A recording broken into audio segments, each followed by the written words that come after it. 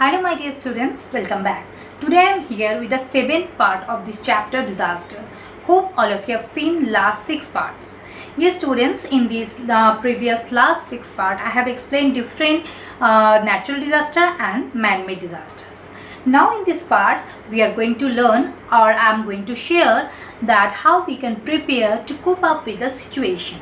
So this is not the duty only ours that to cope up with the situation. It is the duty and responsibility of the government and our communities. Everyone is having some responsibilities to cope up or to help to cope up with that situation. So here students, see what point we are going to discuss: disaster preparedness. Disaster preparedness, this point I have divided into 4 category.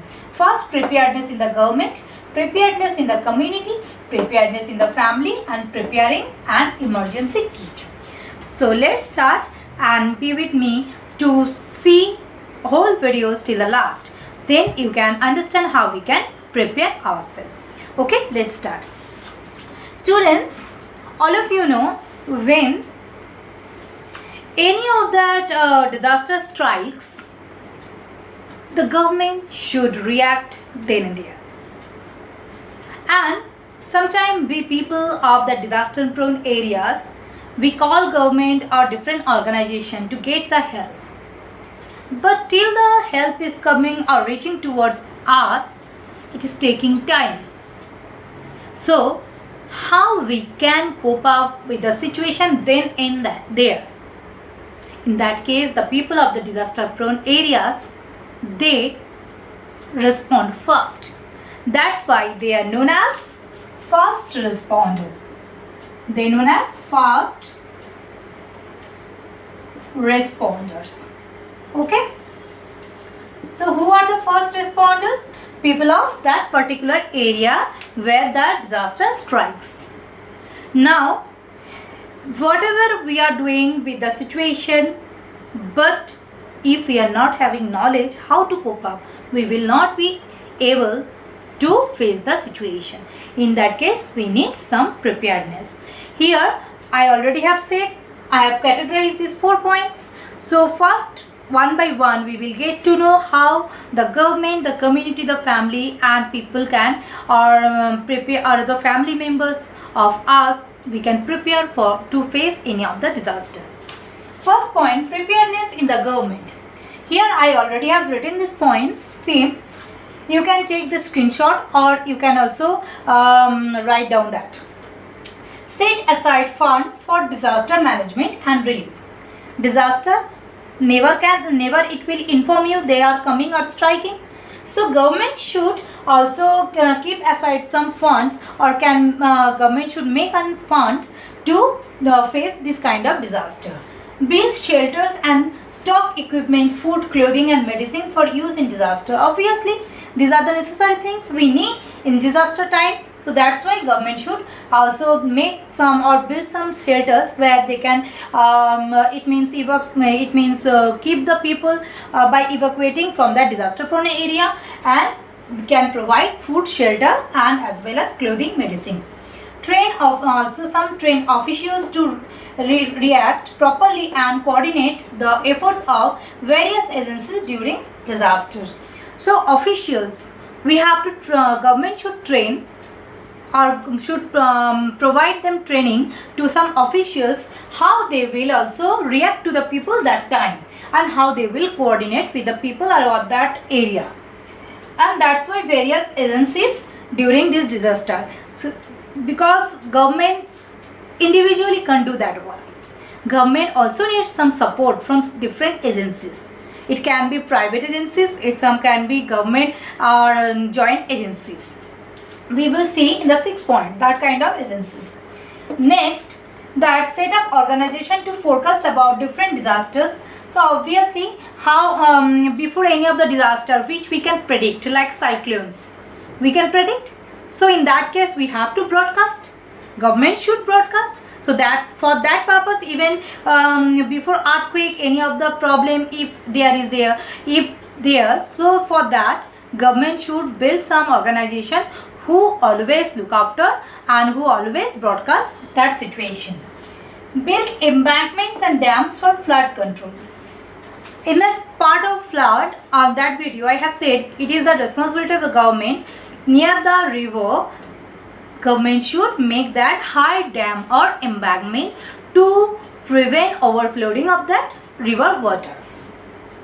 Next, 6. The government should take help from that some of the civil societies.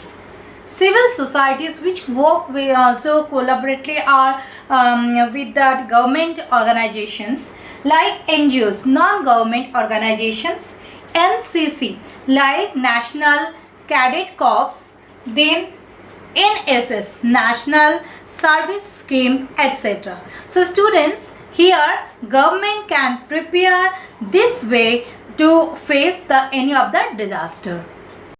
Now students, that this first point we have done. Second point we are going to learn preparedness in the community.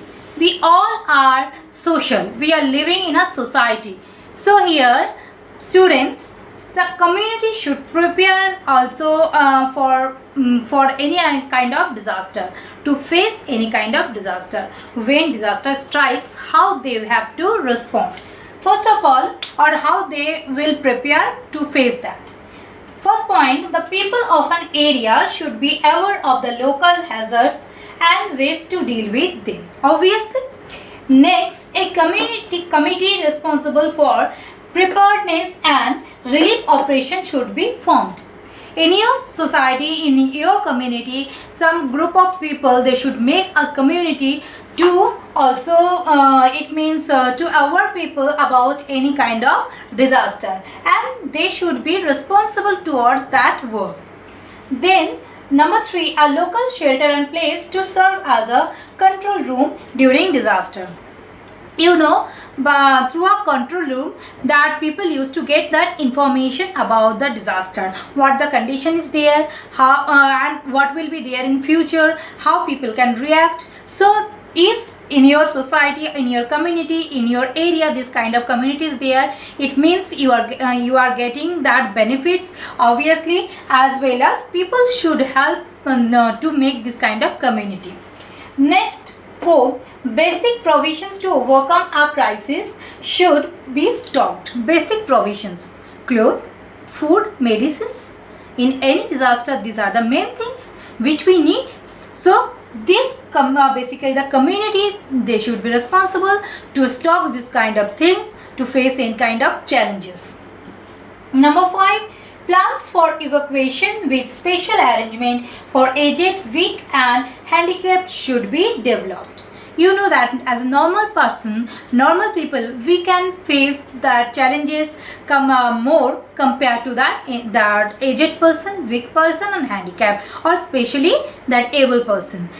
That's why that some also particular that system should be there, some group should be there who will help this kind of people in that kind of disaster prone situation. Next, 6, training programs should be conducted in schools, offices and factories. Why we need training? Have you ever heard about that also drills? Yes, we need mock drills.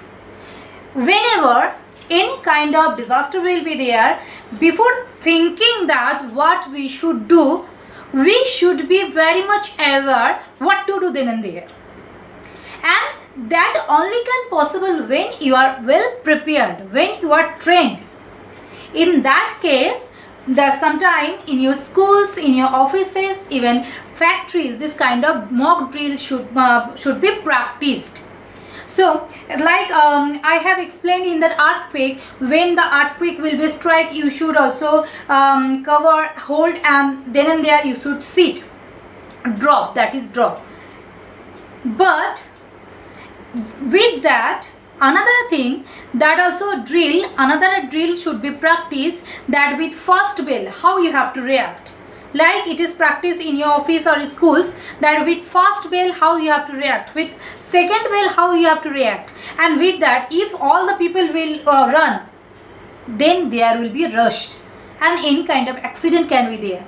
So that's why the preparedness should be before. People should know with the first bell how you have to react, with the second bell how you have to react, and with the every situation what you have to do. Next, 7, a system of that warning people. Obviously, system, all people are not aware in your society, in your area about disaster, what to do, what not to do. So in that case, that this community can take that charge to broadcast the message that they should do this, they should not do. In this pandemic situation, you sometimes have seen that this kind of broadcasting in your area people are doing, that you should wash your hands, you should wear the mask, you should use that sanitizer. Like this kind of broadcasting is there, as well as they are saying what not to do. You have to maintain distance, you have not to handshake, you have not to do that also. It means hug to another.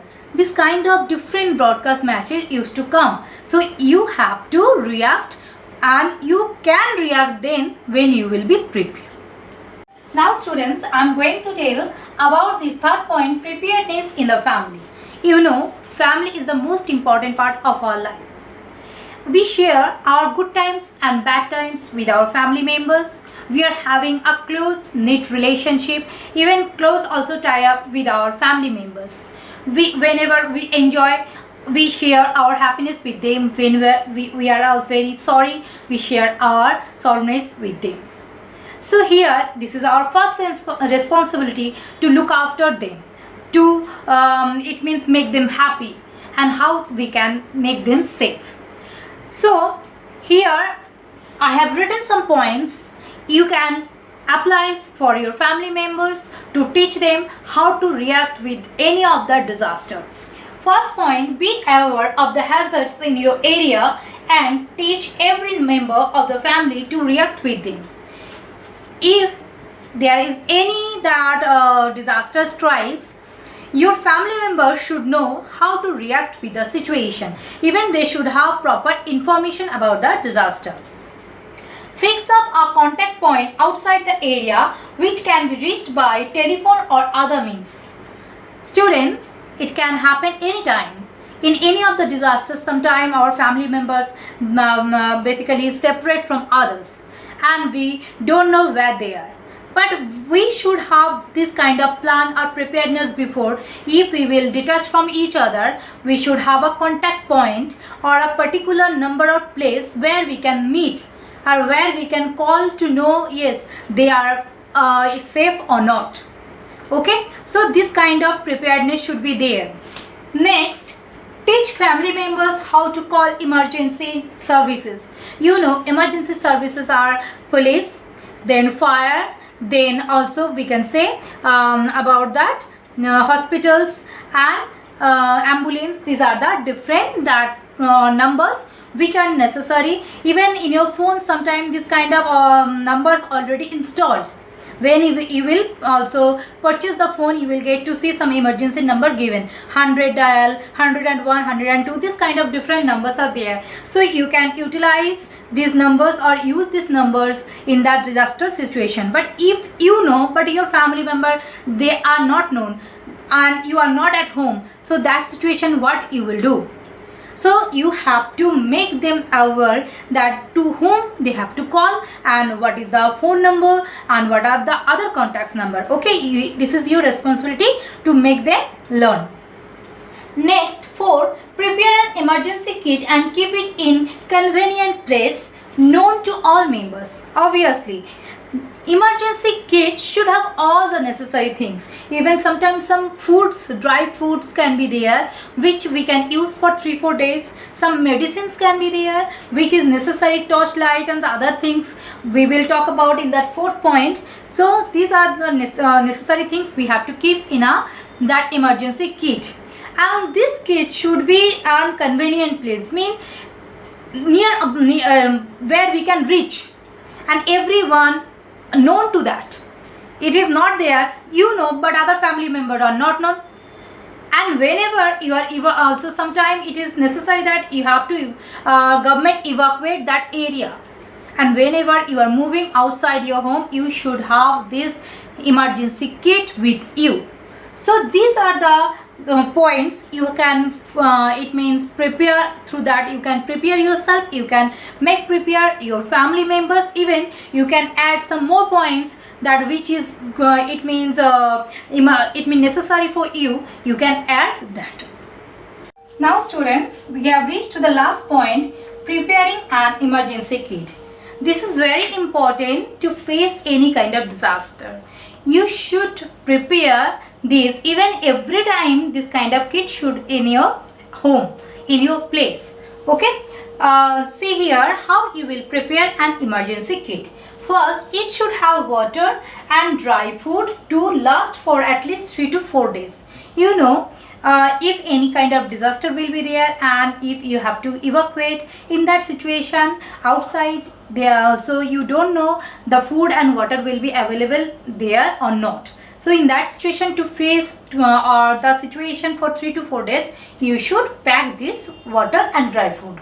Next, too, it should have a first aid box that has antiseptics, cotton bandages, tape, aspirin, medicines for stomach upset and burn cream, because you know these are the mixed medicines which we can use in different disaster time. Next, 3, clothing, food, medicines should be wrapped in waterproof material. You know, if there is flood and you are also packing this all medicines, food and clothes in a normal bag, any cloth bag, it can easily also it means the wet up by the water. So you have to wrap with that what it means waterproof material, so that it will be resistant from that water. Next, the kit should be packed and kept in an easy accessible place. What I have just said before, that it should be kept at the convenient place where from where you can easily take that. Okay. Next, 5, every 6 months the stock items should be checked and replaced if necessary. It means medicines, foods, packets, basically the medicines which can expire after a particular time.